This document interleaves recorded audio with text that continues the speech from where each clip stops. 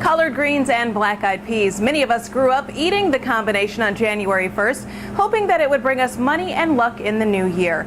But where does that food combination, even that notion, really come from? I spoke with a food historian, and the answer, deeply rooted in Southern history, just may surprise you.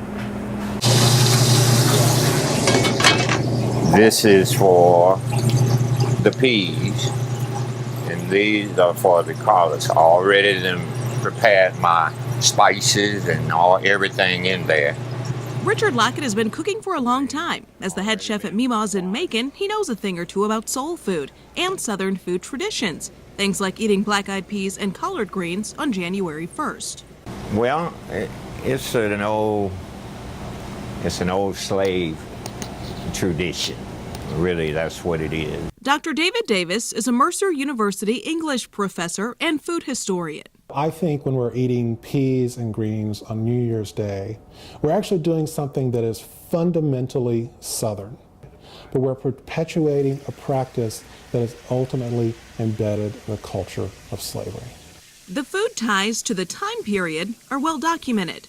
Collard greens are a food that is persistent through the winter months, so it's very common to have collards still going fresh as late as December to January. And cowpeas are available because they can be dried and preserved in the course of the year. So why January 1st? Davis says that history shows that slaves were given less responsibility between Christmas and the New Year, giving them reason to conclude this time period with a large meal.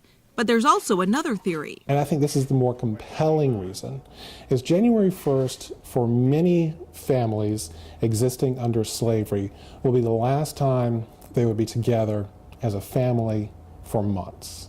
That's because Davis says many slaves were rented out to work at other plantations for a year, starting on January 1st. So how do these notions then evolve into superstitions? Well, the old slogan is the green was for money.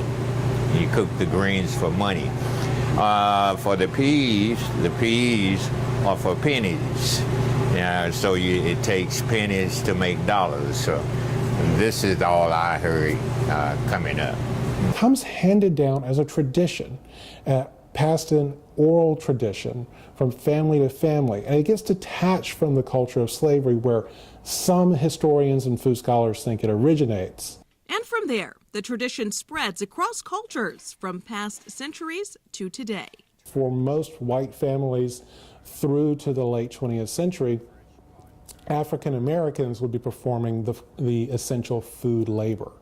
And so this transmits from African American families to white families, and it makes even more sense as it transmits from African Americans to white families that the connection to slavery becomes downplayed and eventually lost. Again, Dr. Davis does emphasize that a lot of this is just speculation. Not much about food history was documented back then. But for whatever reason you and your family eat collard greens, black-eyed peas, even cornbread in the new year, here's hoping it does bring you money and luck. In Macon, I'm Amyre Makupson.